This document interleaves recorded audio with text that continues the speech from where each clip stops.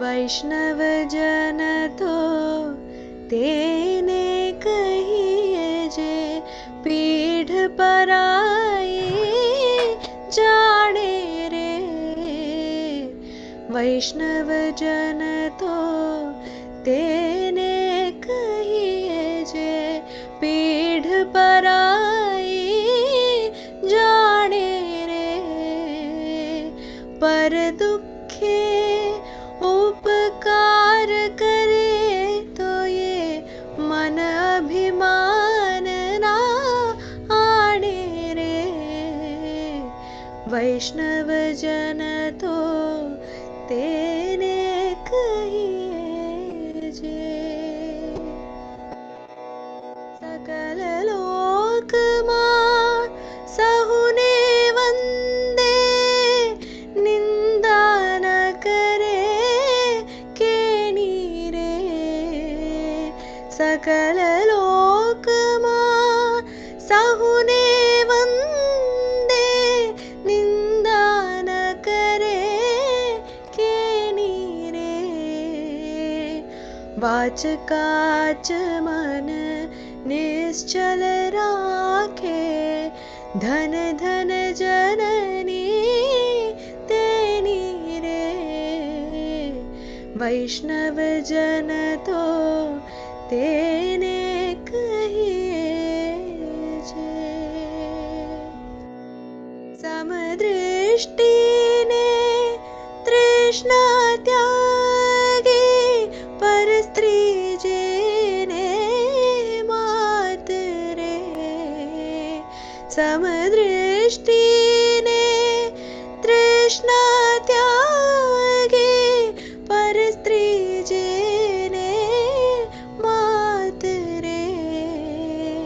जिह्वाता की असत्य न बोले पर धन नव झले आत रे। वैष्णव जन तो तेने कहिए जे पीठ पराई जाने रे। वैष्णव जन तो तेने कहिए जे।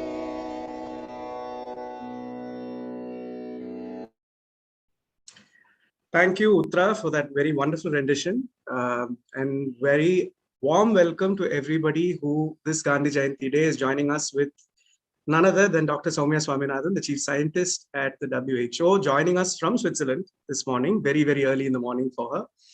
I'm very happy that we had over 1,600 students register this morning to attend this particular talk.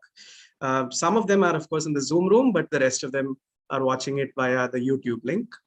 I'm Anil Srinivasan. I founded Rhapsody, and we take art integrated learning to schools. And I'm very happy to present this particular spotlight where it's 10 questions with Dr. Soumya. And I want to thank Macmillan for amplifying the message and taking it to more schools. And I know lots of educators and lots of parents and children across India are listening in today. Soumya, thank you so much for joining us. It's very, very nice of you. We know you're one of the busiest people in the world. And it's great that you're doing this for the children. And without any further ado, I'll jump straight into the questions. I know you have a very busy day ahead. These questions have been assembled from across India. So these are schools from different demographics. And children sent in lots of questions, but we had to pick 10, which was very difficult. So we thought we'd pick the 10 most original questions, and here they are. And the very first one we thought would amuse you. They said, can you tell us about your childhood? Would you have ever been anything other than a scientist given the household you grew up in? Thank you very much, Anil, and good morning to everyone. Lovely to be with you all this morning. And thanks so much for that beautiful rendition of Vaishnava Janato. Lovely way to start the program. Yeah, I mean, that's, it's an interesting question because when I was young, I wanted to be a veterinarian. I guess I went through a stage when I was very young of, wanting to be an air hostess. I don't know, all girls in those days wanted to, the first goal in life was to be an air hostess. because it was so fascinating to be able to fly planes. It's not like today when you don't think twice about getting on a plane. It was extremely, extremely unusual to, to even think about going on a plane ride. But once I got over that air hostess stage, I wanted to be a veterinarian, very serious about it.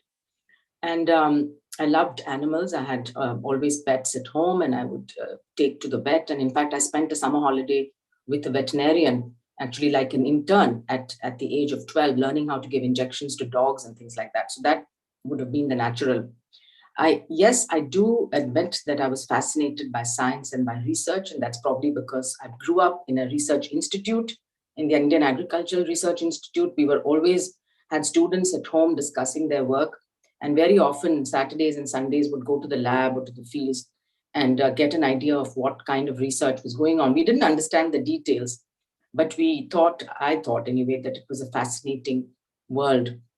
And by the time I was in high school, I knew that I wanted to do research, but I thought I wanted to do genetics, human genetics. And again, perhaps that was an influence from my father's work on plant genetics. I wanted to do human genetics. It was a field in the 70s which had a lot of potential and still open to all sorts of discoveries. I did some summer internships and projects with a human geneticist in Calcutta, Professor Archana Sharma. And it was only when I joined college, I went to Hindu college to do my first year. In those days, we had to do pre-medical. It was called pre-medical. So I started my first year of zoology honors, thinking I would continue on a path of a undergraduate, a master's, and a PhD. But then it was a quirk of, I guess, fate or chance, you call it what you may, that I ended up in medical school 1 year later. But I never gave up my passion for research. So even after I joined medical school, I knew I wanted to stay with medical research. Wonderful. It was, I think, also that we met and heard about, had the opportunity to meet and speak with a lot of top scientists from around the world who would then visit the institute. So my parents would be hosting them quite often at home for a meal. And so, it was the environment. But I should say that I also had the opportunity with my mother, who was a preschool educationist and who worked on setting up creches for the children of migrant labor. So I used to go around construction sites around the city of Delhi with her in those early days when they were setting up those creches for children. So I also had the exposure to you could say, the inequalities in our society, and the fact that there were people who were really living in poverty, and day-to-day livelihood, education, food, everything was a challenge for them. So it was a mixture of being exposed to the best scientists in the world and in the country. We had, Professor C.V. Raman, Dr. Vikram Sarabhai, and people like that were legends already. And we would see them and be able to interact with them. But also, I think our upbringing did bring that social consciousness also, and the considerations for ethical living as well. And all this was done, just through living and examples that our parents would show us, not through any kinds of lectures or sermons that we would get. Just growing up in the right environment. So basically, the second question is again coming from a child. This one, I think, from southern Tamil Nadu. What was your favorite subject in school and why?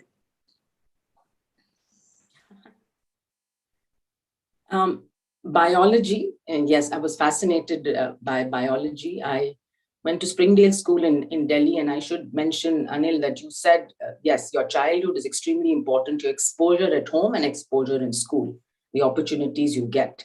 And Springdale's was a very progressive school. My principal, Mrs. Rajni Kumar, who's now 98 years old and still going strong, touch wood, believed that children, that you have to build leadership qualities in children. And so we would get opportunities like playing, being the teacher for one day of the year in the school. And I remember I became the head of the biology department when I was in class 11. And it was a wonderful experience. So again, because maybe of my love for things, animals really, and the living world, I was fascinated by biology. I never enjoyed physics or chemistry very much. I did like the social sciences, and I wish I had spent more time reading and history, sociology, and so on. But I had a lot of friends who were in the humanities group. So even though I was in the science group, I was always, my best friends were all from the humanities group and continue to be. So it's very important, even if there's one favorite subject, that you keep your mind open, and enjoyed music as well. So we had music class. So we got an opportunity to learn and experiment with many different instruments, in addition to being, singing in school. And we were encouraged to have pen friends. And in those days, this is all well before the internet and of course, well before social media. So pen friends meant you wrote letters by hand, and you then waited for several weeks or months for a return airmail to come back.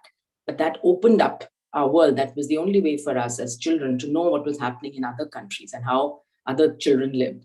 And then our school also encouraged exchange visits. So I remember we hosted children from other countries who would come and spend a week with us, living in our homes. And I was fascinated at the age of 13 to be able to meet an American teenager, very different life and exposure and lifestyle that they had.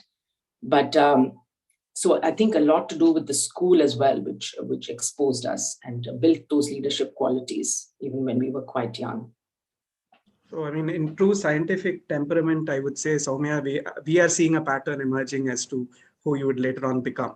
The third question, I think after this, it all goes to, unfortunately, the pandemic and children's reactions to it. Yes. I know you're tired of answering many of these questions, but these are coming from children in school who obviously this year has been the last couple of years have been very challenging for students in schools. Our heart goes out to them. And especially those who were taking their board exams and things like that, it was extremely difficult. So the very first question on that, and I think it's a very pertinent one, it's come from a school in Delhi. Mental health, especially for students, the question actually goes, would you stress mental health as one of the main advocacy items for school education in the year to come?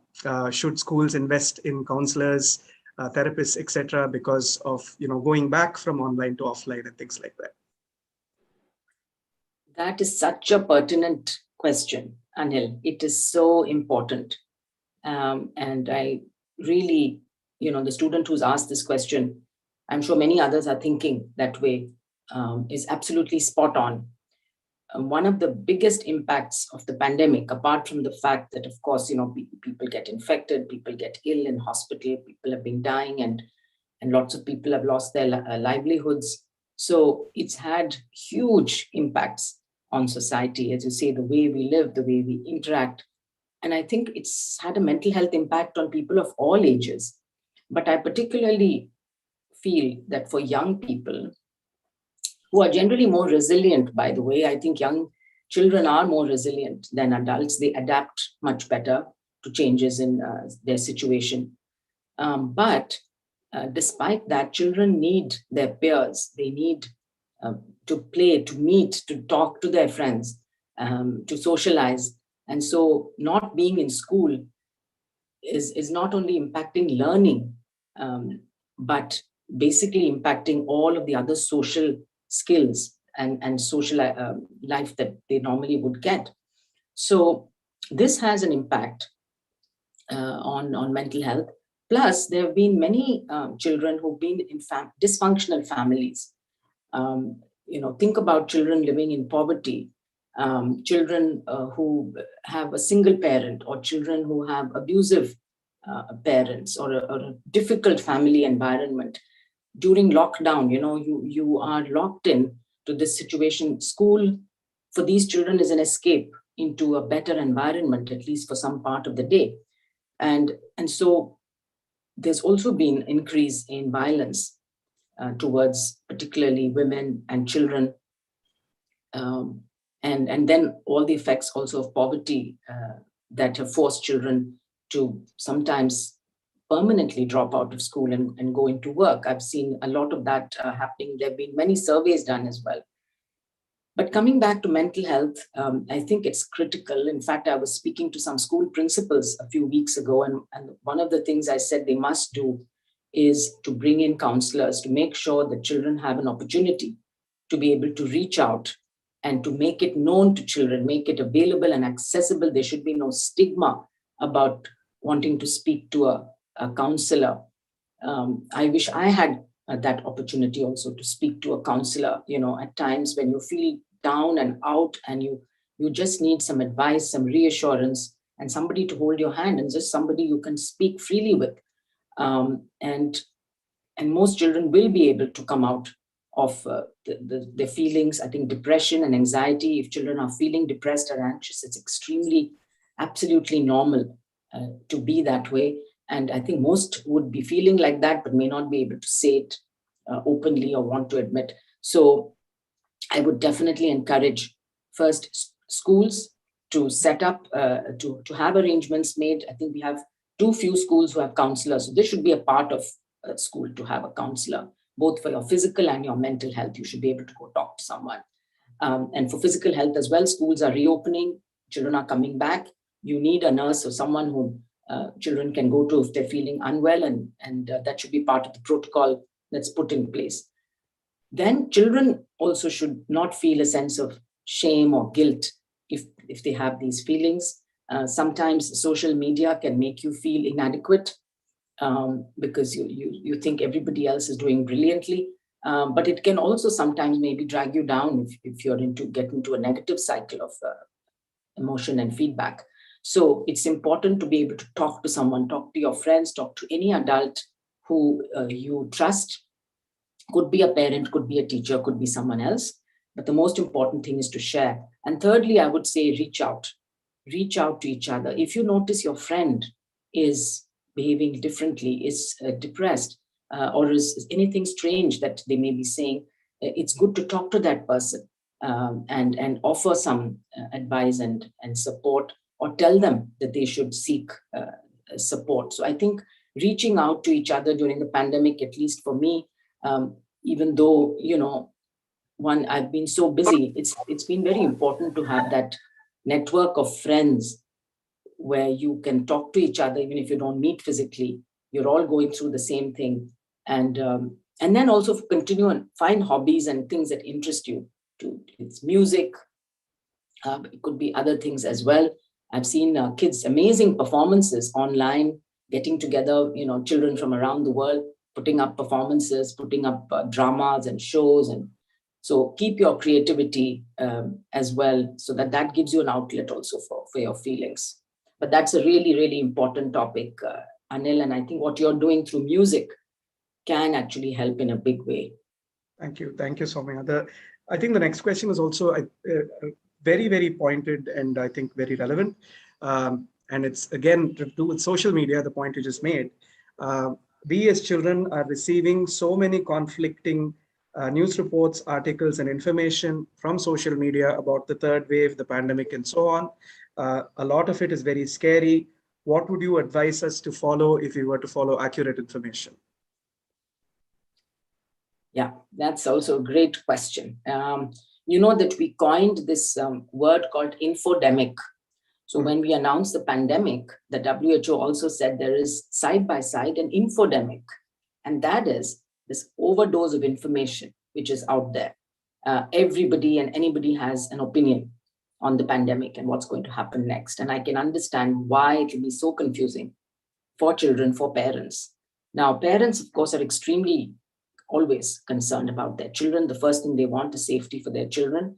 And so any suggestion that the virus could become dangerous for children certainly will be causing a lot of anxiety amongst parents, students, and children.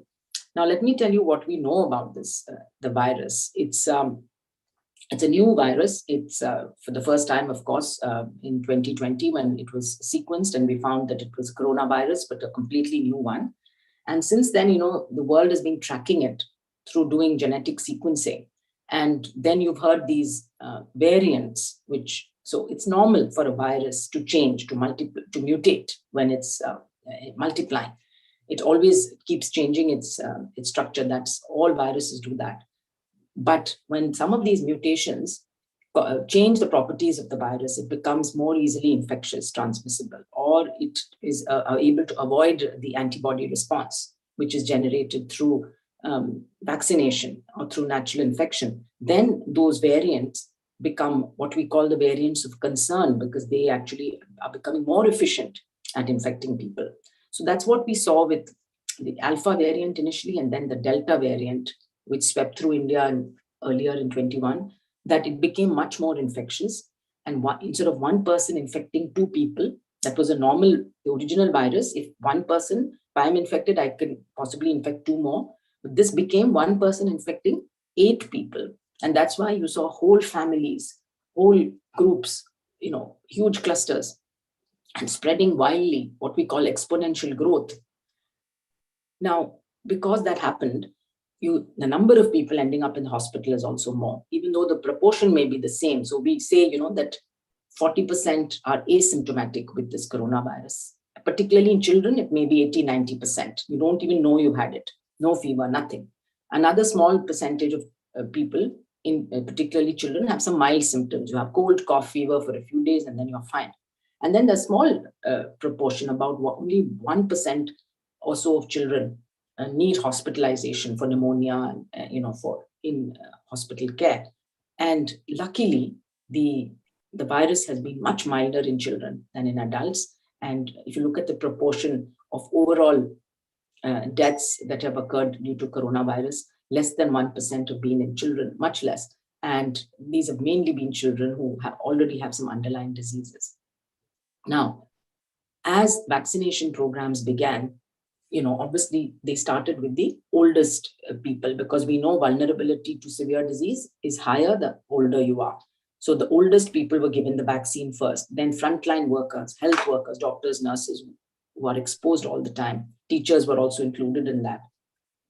The clinical trials also take time to be done in children. That's normal.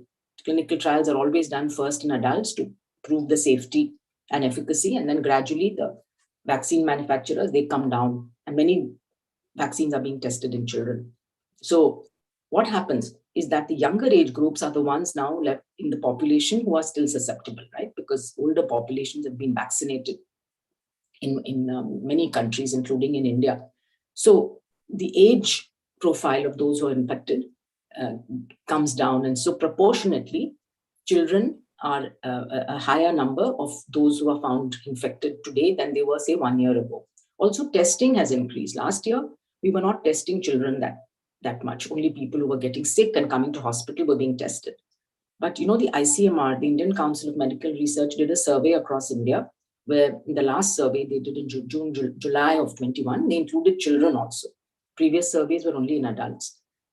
And they found that over 60% of adults and children had antibodies across India, which means that they had been exposed, So over the last 1.5 years, 60% of children have been exposed, but we did not see them ending up in the hospital, filling up ICUs like, unfortunately, what happened with adults.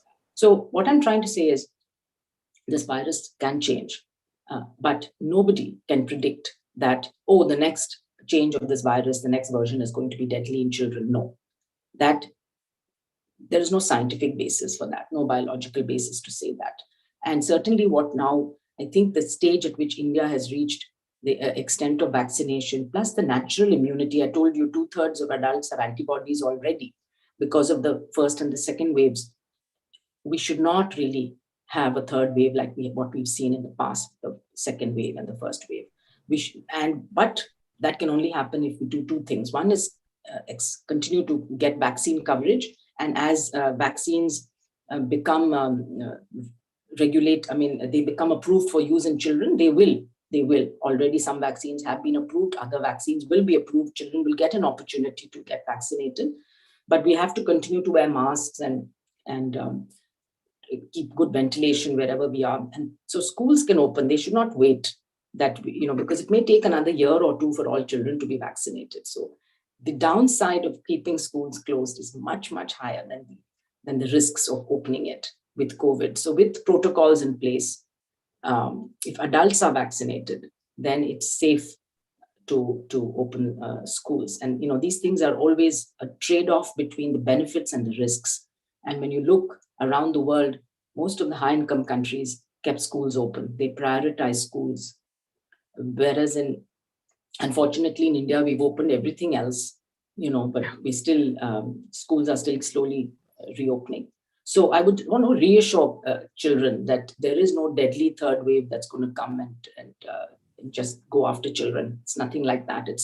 Viruses don't do that. Children can get infected just like adults, but this virus luckily seems to be much milder because children have more immunity due to exposure to other viruses. That could be one reason that it's less serious in them.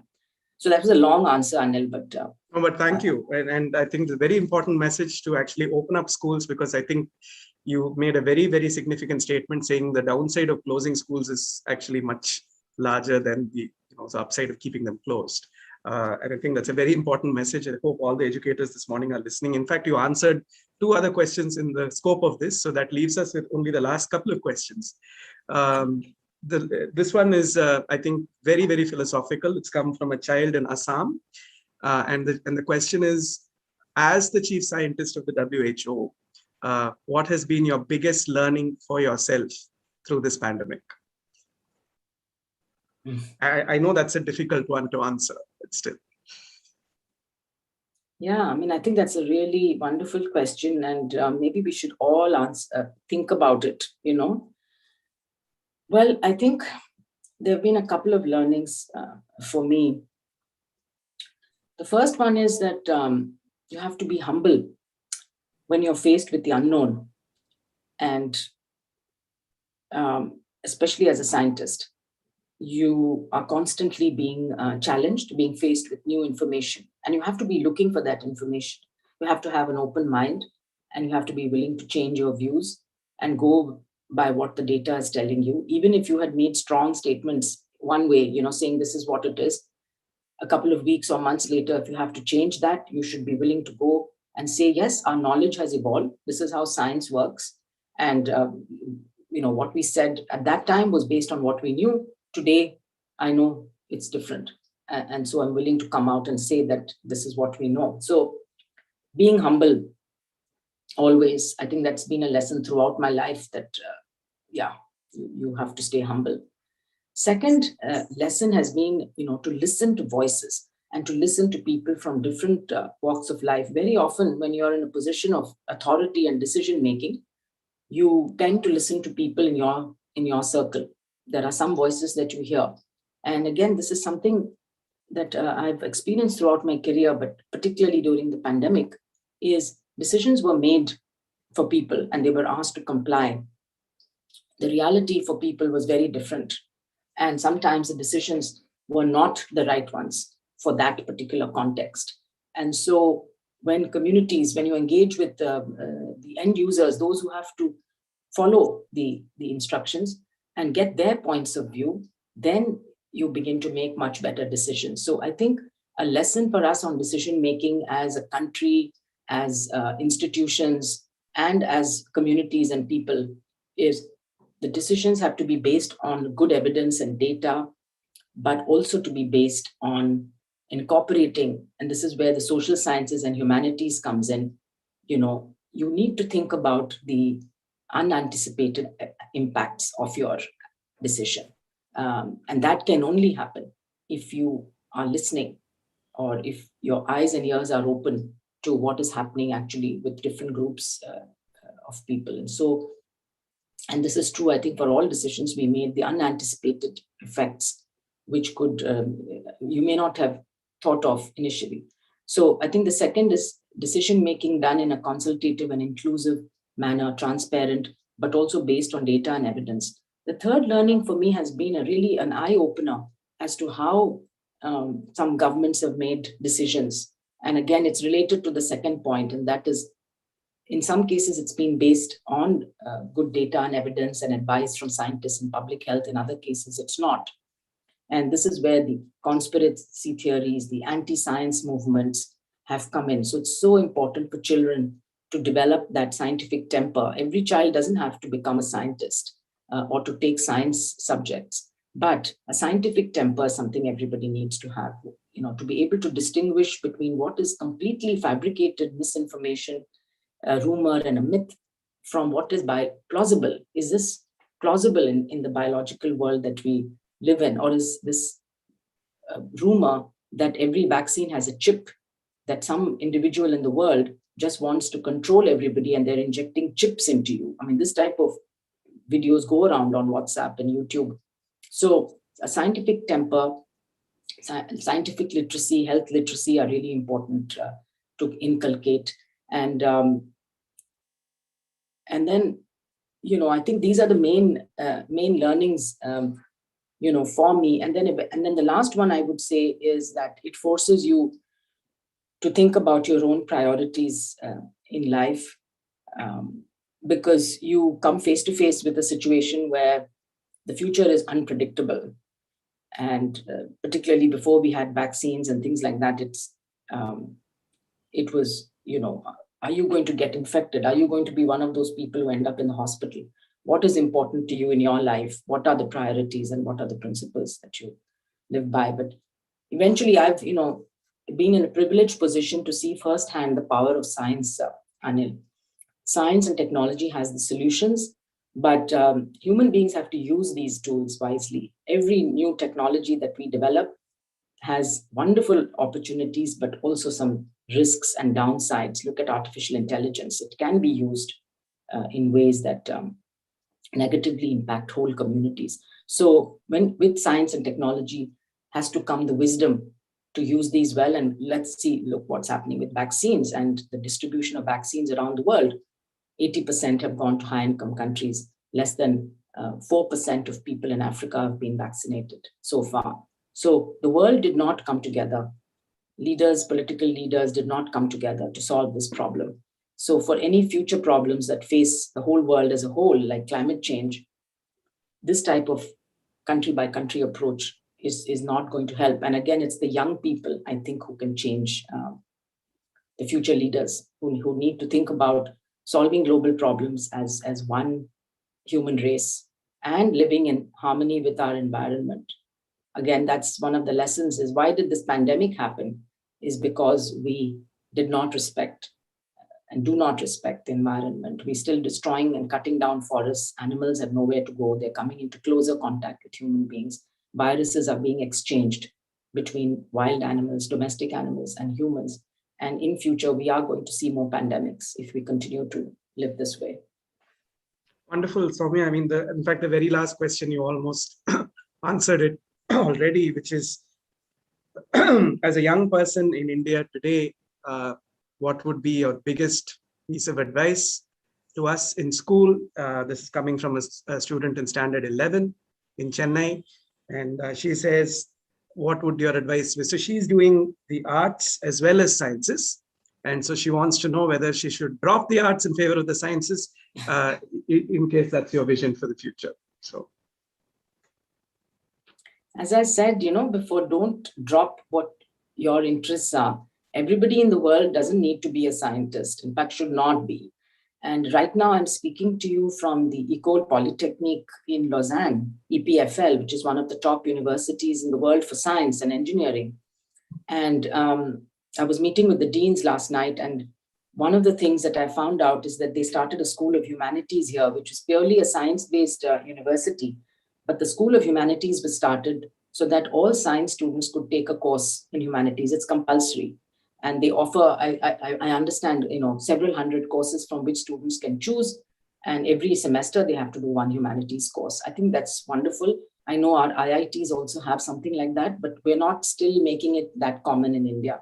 I think it's important that all science students also do a course in humanities. And humanities students, as I said, must have some basic knowledge of science. Not that you need to know chemistry equations or things like that, but understanding how things work, basic physics, chemistry, biology.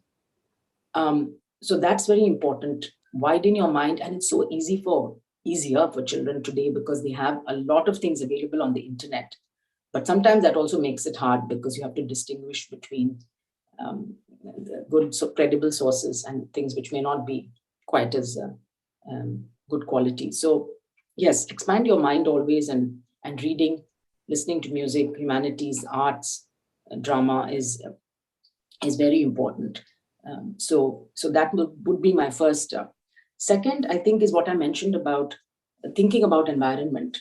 The rate at which we are urbanizing, the rate at which we are destroying our remaining forests, and I'm talking about this globally, not just in our country, and particularly the areas which our tribal people live in. I've traveled in many tribal areas of the country, and they, in fact, face the brunt of both losing their natural environment because they can no longer live in the forests where they're used to living, but at the same time, they don't they have nothing else, that was their natural life. So we need to protect other species. We need to protect both plant and animal species. All of this talk about the human-animal conflict that arises, whether it's elephants or leopards that have nowhere to go and come into human habitation, is going to be a serious. So we need to, and the use of plastics, for example, and what we're doing to our marine environment, which most of us don't see because we don't see what's happening underwater. But the plastics are really killing off, several species of underwater mammals.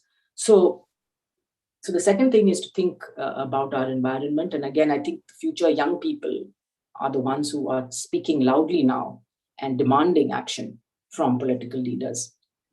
And the third, I would say, is have empathy and compassion for fellow human beings. We are very quick to be judgmental. Sometimes we're very quick to stigmatize, and children, can be very cruel without really meaning to be cruel. But we have to accept, I think, and particularly around mental health, there's so much more awareness today. So many celebrities have spoken up. We've seen these teenage tennis stars talk about, they're at the peak of their career. They're winning the Grand Slams, and yet they talk about how difficult it is for them, the mental health issues. And many celebrities, whether they are film stars or others, have spoken about mental health. So we need to remove that stigma about mental health and be able to talk about this, because it is something which is as important as physical health, if not more important. So having empathy, compassion, and trying to help where possible. And then I think the last thing I would say perhaps is that for the future, we are a very interconnected world, and while it's good to think about things in your own community and in your own country, but ultimately there are things which can only be solved through global cooperation and solutions that will come. So stayed and interconnected. And I think, again, it's much easier for young people today to stay connected and to know what's going on in other places. But the power of when you come together, the power that you have is huge, and you shouldn't underestimate that you can make changes. And I think it was Mahatma Gandhi, in fact, since today is Gandhi Jayanti, who said, be the change that you want to make. You do it. There's no point sitting and complaining that things are not good. Be the change. And Nelson Mandela said that nothing is impossible till it's done. So that's the spirit that you should have. Follow your dreams, follow what you're interested in, your passion. I think that's what's really important, is that you be good at what you really want to do. And that has to come from your heart. Nobody can tell you what your subject or discipline or your passion should be. That will come from your heart. Follow that, whatever it is. And you will do well in life. Thank you, Anil. Thank you so much, Soumya. I mean, it's wonderful to have the chief scientist of the WHO with us today. I am privileged to have known Soumya and the family And it's so gracious of you to take out your time to be with the children in India today. And I thought it was particularly significant that we ended by saying, go with your heart. And I think that's probably one of the biggest messages we'll take out today. I think the entire discussion on the human technology and the human environment diets, I think are very, very key takeaways as we move forward in this interconnected world. Thank you again. I'm just going to request Dr. Sudha Raja, who's our Vice President at Rhapsody, to render a vote of thanks. But from my side, from my heart, thank you so much for this. And thank you. Sudha, over to you. Thank you so much, Dr. Soumya. Words fail me in thanking you today. I'm sure the student community has a lot of takeaway from the way you answer the questions on humility, on how they should be the change that they want to see in the world and not play the blame game. And the most important thing is to protect our environment as much as we have, misused it, if we want to put a stop to all the pandemics and endemics which we are, largely afflicted with today. I also want to thank you for joining us at this really early hour. Thank you so much, ma'am. Really, thanks from Rhapsody. I also want to thank today Ms. Vandana of Macmillan and her team, including Mr. Raju, and Team Rhapsody, which has worked tirelessly, Srini and the tech team Sabari. The schools which sent in the questions today, a huge thank you to you, TI Metric Higher Secondary School, Head Start Learning Center, Santhanam Vidyalaya and their groups of schools, Bal Bharati School, Noida. I also want to thank the school which sent in a record number of registrations and which were part of this youth spotlight today. Santhanam Vidyalaya Senior Secondary School, CBSE, Sishya School, Hosur, Vignesh International School, Prasiddhi Vidyodaya, Dindakal, Mahatma Montessori School, Madurai. I also want to tell all of you before signing off, please join us for the next Spotlight Cocoon Rhapsodies, which is going to have none other than the celebrity and inspirational chess Grandmaster Vishwanathan Anand, and this is going to be on Children's Day, November 14th. Looking forward to seeing you all soon. Over to you, Anil. Thank you, and thanks again, Soumya. I hope you have a great day, and our very best wishes go with you for all the very, very important work that you do. Thank you again. Thank you, Anil, and thanks to all of you. Everyone to raise. Bye-bye. I would request everyone to raise for the national anthem, please.